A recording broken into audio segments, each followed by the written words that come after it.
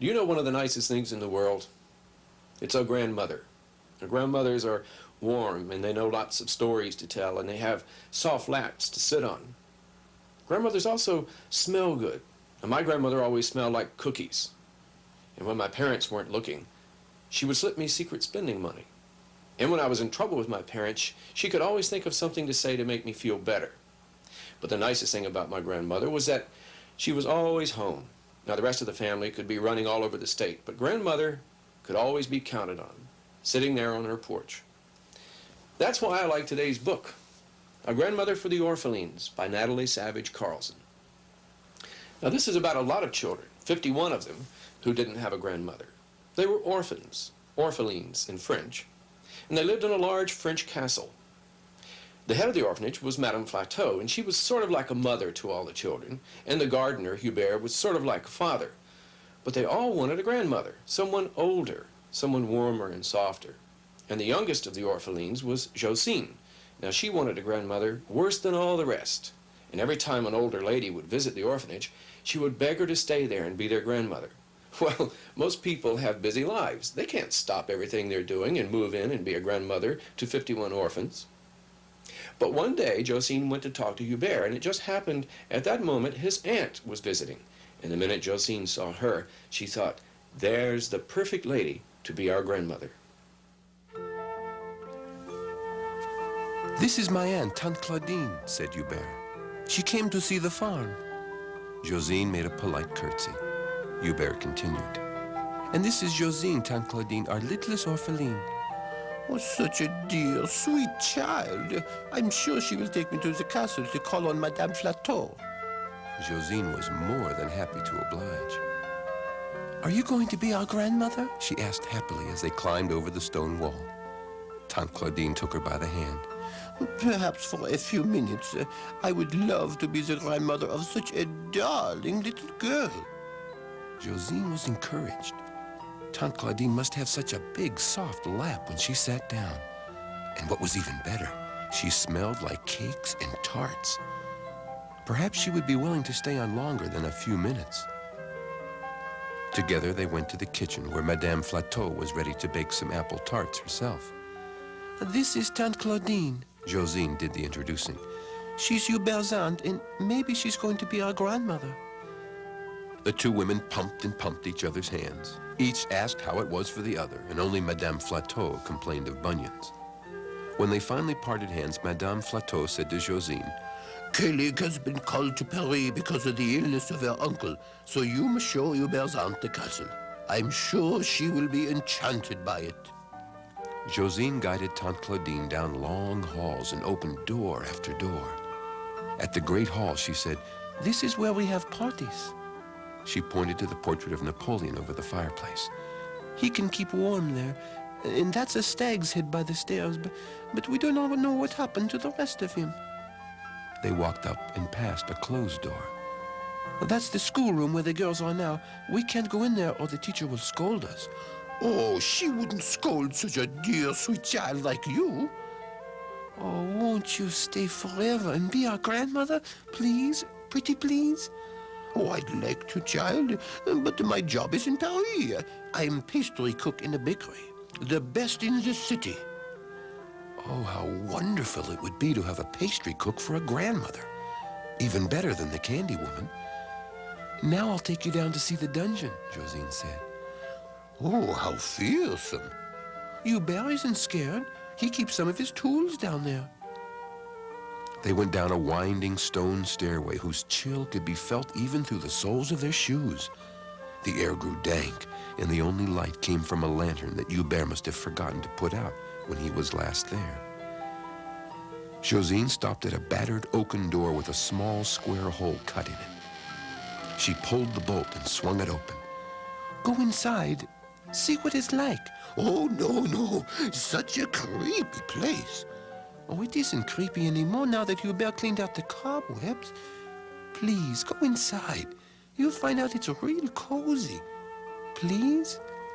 She gave Tante Claudine her most winning smile. Pretty please with pink frosting on it? Tante Claudine hesitated. Then she patted Josine's curly head. How could anyone refuse such a dear, sweet child's whim? She gingerly stepped into the dark cave. Then Josine stepped back, swung the door shut, and pulled the bolt. I'll be back and let you out in a little while, if you promise to be our grandmother. She ran up the steps and went back to the kitchen to give Tante Claudine time to agree. Where is Tante Claudine? Asked Madame. The tarts are in the oven and I'm brewing a pot of coffee for her. I don't think she's ready yet, said Josine. I'll get her soon. Some of the other orphelines arrived before Tante Claudine, drawn by the sweet smell of baking tarts. But before the pastries were done, Hubert came rushing in with bulging eyes.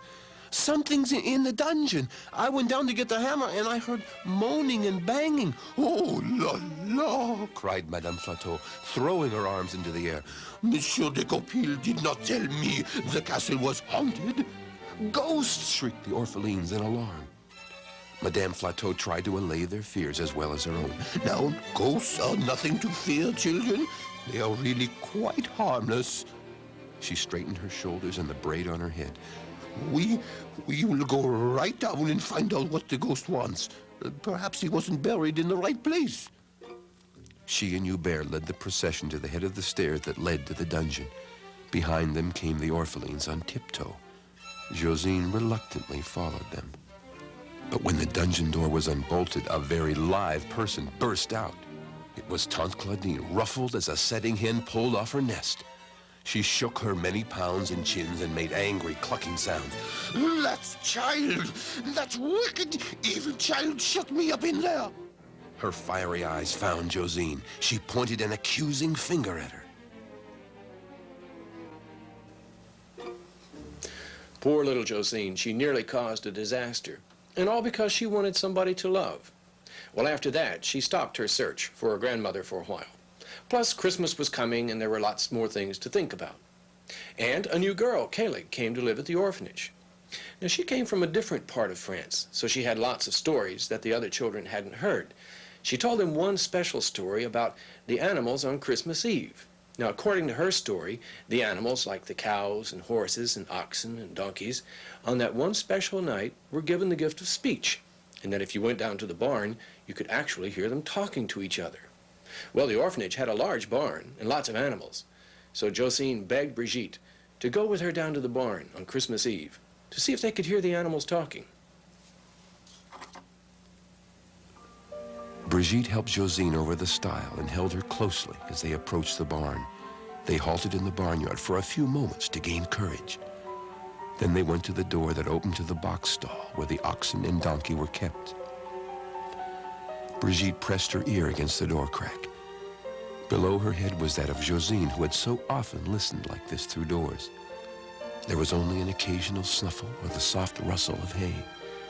I don't hear anything, whispered Josine in disappointment. Let's go back, suggested Brigitte.